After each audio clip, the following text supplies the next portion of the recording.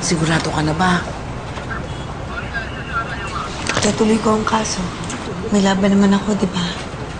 May mga ebidensya naman at testigo naman na magpapatunay sa mga kahayupang ginawa niya sa akin. Pero may pera ka ba?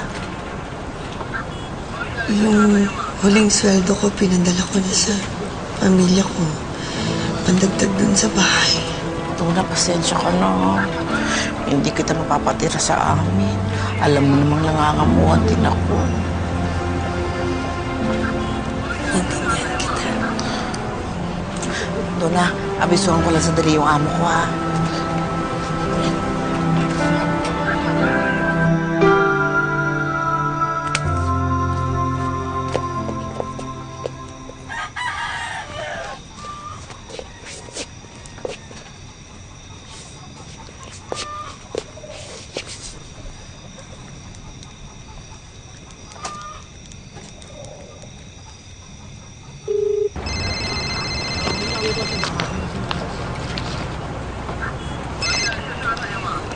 Hello, Nay.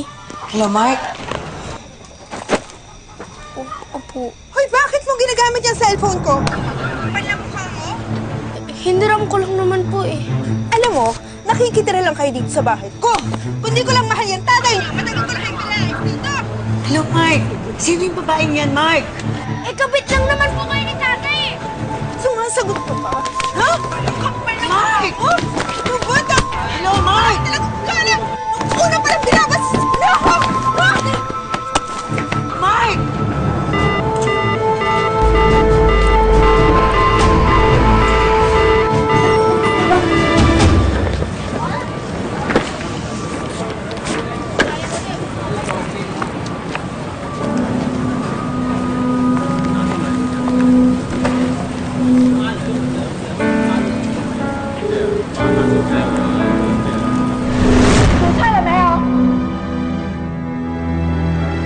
Mimay, kausap ka daw ni Mama oh. Hindi ko siya Mama. Patuloy mo na yung pagpapadala mo ng pera sa akin. You will suffer! Get out! Go back to the country! I don't want you! I need this job! Tutuloy ko ang kaso. May laban naman ako, di ba? May pera ka ba? Eh, kabit lang naman po kayo ni tatay eh. Sumasagot ka pa? Ha? Ang kapal ng mukha mo?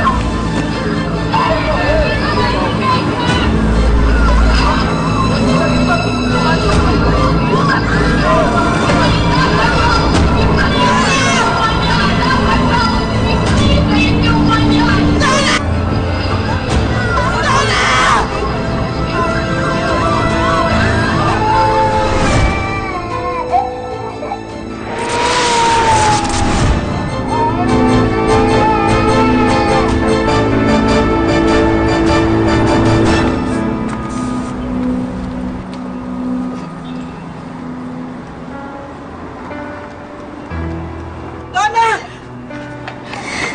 Naisip mo ba yung ginagawa mo, kakaka? Kasalanan yun sa Diyos. At saka hindi ka dapat nagpapatalo sa problema. Naalala mo ba yung sinabi mo sa akin?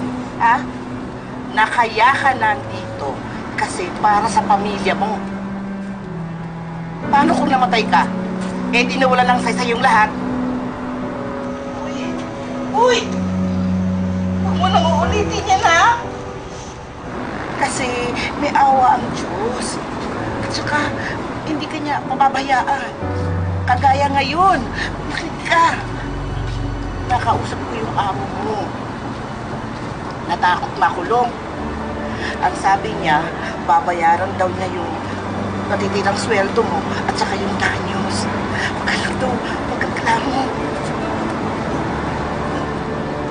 Baka makauwi na.